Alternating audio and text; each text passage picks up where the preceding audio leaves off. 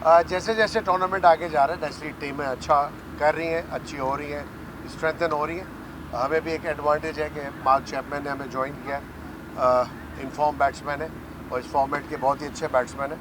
उम्मीद करता हूँ उनके आने से बेहतरी होगी और हमारी टीम में जो है खोया हुआ मोमेंटम पहले मैच के बाद जो हमने खोया था वो होपफुली इसको रिगेन करेंगे इंशाल्लाह इस मैच में। मुझे गिरती हुई भी नज़र नहीं आ रही, बट अच्छी है क्वालिटी, प्लेयर्स आ रहे हैं। सबको पता है प्लेयर्स की अदम मौजूदगी जो है उसकी क्या वजह है। मेरा ख्याल है जो बेस्ट अवेलेबल प्लेयर थे वो इस वक्त मौजूद है। फील्डिंग जहाँ पे कंसर्न है और जहाँ पे नए प्लेयर्स यंगस्टर्स आ रहे हैं, आपने देखा होगा 2-3 यंगस्टर्स ने बहुत अच्छी परफॉर्मेंस दी है सो फॉर मैचेस के अंदर।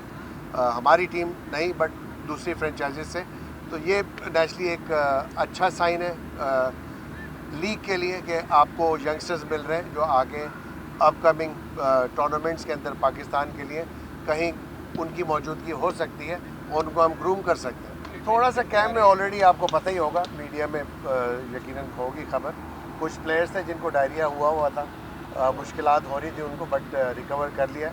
थैंक्स गॉड कि हमारा 4-5 दिन का बड़ा गैप था, उसके अंदर रिकवरीज हो गई हैं और we are ready to go for tomorrow's match इंशाल्लाह ताला अगेंस्ट कराची।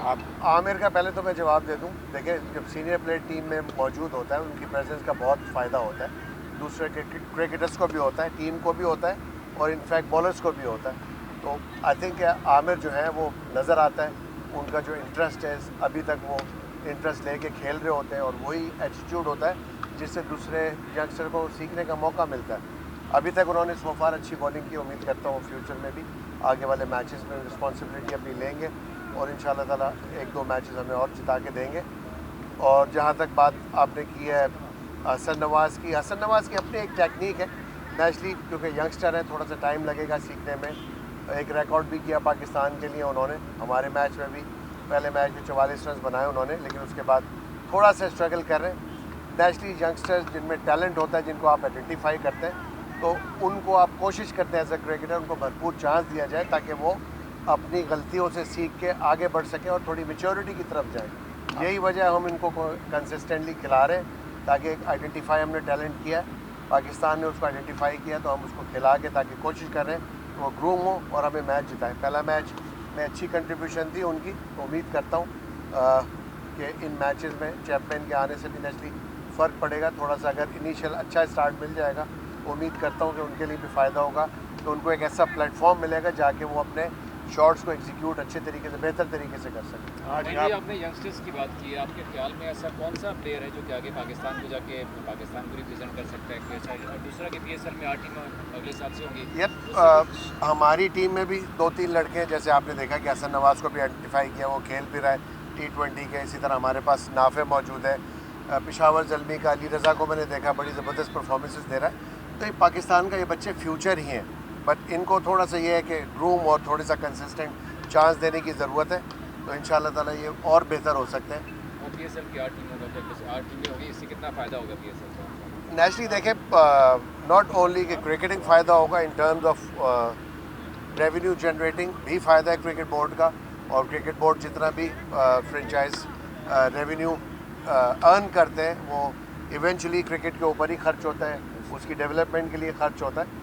तो यकीनन एक अच्छा साइन है कि 2 टीमें अगर और ऐड हो रही हैं मार्केट के अंदर, तो यकीनन आप जहाँ चंद क्रिकेटर 6 टीमों में खेल रहे थे, तो यकीनन अब थोड़ा सा और ये जो कहना चाहिए कि वो बढ़ जाएगा और नए क्रिकेटर्स आने के ज़्यादा चांसेस होंगे और बच्चों के लिए अपॉर्चुनिटी होंगी। तो जितनी टीमें होंगी उतने क्रिकेटर्स एडिशन होंगे, उतने ही चांसेस मिलेंगे और उतनी ही अपॉर्चुनिटीज़ प्लेयर्स के पास है अपने मज़ीद जोर दिखाने की, क्योंकि हमारे पास इतने ज़्यादा क्रिकेटर्स मौजूद हैं। आई थिंक उनको एक प्लेटफॉर्म पे जमा करने की ज़रूरत है, तो इवेंचुअली पाकिस्तान के लिए हेल्पफुल हो सकते हैं। आखिरी सवाल, आजम भाई, ये कहा जा रहा है कि उस्मान तारिक का बॉलिंग एक्शन जो है वो आप टेस्ट करवाएंगे, तो वो कब तक आप टेस्ट करवाएंगे? उम्मीद है जी, क्रिकेट बोर्ड से हम कंसिस्टेंटली राब्ते के अंदर हैं, उम्मीद कर रहे हैं कि विद इन दिस वीक इंशाल्लाह ताला किसी भी वक्त हो सकता है, और कोशिश यही की जा रही है कि किसी तरीके से वो उनको अकोमोडेट किया जाए, यानी पाकिस्तान क्रिकेट बोर्ड उस्मान तारिक को अकोमोडेट करें, क्योंकि आपको पता है कि उनकी एब्सेंस से हमारी फ्रेंचाइज़ को नुकसान हुआ है। जो लास्ट 2 मैचेस हमने जो मैच खेले, तो उनकी प्रेजेंस, अगर वो एक ऐसे मिस्ट्री बॉलर हैं जिसकी वजह से इम्पैक्ट क्रिएट करते हैं वो अपोजिशन पे। तो उम्मीद करता हूँ कि इस वीक में इंशाल्लाह ताला उनका जो भी एक्शन है आइदर वे क्लियर हो जाएगा, ताकि हम अपने मज़ीद जो है प्लान्स को अच्छी तरीके से, बेहतर तरीके से एग्जीक्यूट कर सकें। आप मतलब आपकी फ्रेंचाइज में यंग प्लेयर्स हैं, आपने ऐसे नवाज दिया, पर ये इंप्रेशन दिया जाता है कि आपने काफ़ी सीनियर प्लेयरों का भी बोझ उठाया हुआ है, वो बोझ है या आपको लगता है कि आपकी टीम नहीं, बोझ नहीं। आप एवरेज एज देखें, 30 एज कुछ भी नहीं होती। 30 में तो मेरा मतलब है कि फुल प्लेयर स्ट्रांग होते हैं, अपनी फुल स्ट्रेंथ के ऊपर होते हैं। तो आप एवरेज एज देखें, आप अगर किसी एक स्पेसिफिक या पर्टिकुलर किसी को आइडेंटिफाई कर रहे हैं, लाइक अगर शोएब मलिक की हमारी टीम में प्रेजेंस है, तो आई थिंक मैं पर्सनली ये समझता हूँ कि अभी भी वो बहुत यंगस्टर से भी ज़्यादा फिट है, और जहाँ पे ज़रूरत पड़ती है हमने देखा है थ्रू आउट इस कैरियर वो अपनी टीम को जिताते रहें, अच्छी परफॉर्मेंस देते रहें। तो सीनियर प्लेयर का होना भी ज़रूरी है, क्योंकि कॉम्पोजिशन सीनियर जूनियर के साथ ही मिलके बनती है। आप आखिरी सवाल दीजिए। मोहित भाई, लाहौर की कंडीशन को मतलब क्या आप कहेंगे कि इस मैटर में रन ज़्यादा बनेंगे? देखें, डिपेंड करता है। हम पिछले 3 दिन से प्रैक्टिस कर रहे हैं। जब फर्स्ट डे हमने प्रैक्टिस की थी तो ड्यू फैक्टर था, नज़र आ रहा था कि रात 8 बजे 8:30 बजे ड्यू आ गई थी। अभी भी हम LCCA के ग्राउंड पे खड़े हुए, यहाँ पे ड्यू मौजूद है। मैच अभी शुरू भी नहीं हुआ, तो लेट्स सी कल का वेदर किस तरह का होता है। बट अगर कॉन्स्टेंटली ड्यू रही तो टीमों को नुकसान होने के ज़्यादा चांसेस हैं, रादर देन कि आप फ़ायदा उठाएं, बिकॉज के ड्यू के अंदर सबको प्रॉब्लम होती है। अगर बॉलर से गेंद नहीं की जा रही तो वहाँ पे एट टाइम्स ऐसा भी होता है कि बैट्समैनों से बैटिंग भी नहीं हो पाती है, तो आई थिंक कि जो भी यहाँ पे सेकंड बैटिंग करेगा उसके कंपैरेटिवली चांस ज़्यादा होंगे मैच जीतने के, अगर इसी तरह की ड्यू फैक्टर रहा तो। थैंक यू जी, थैंक यू।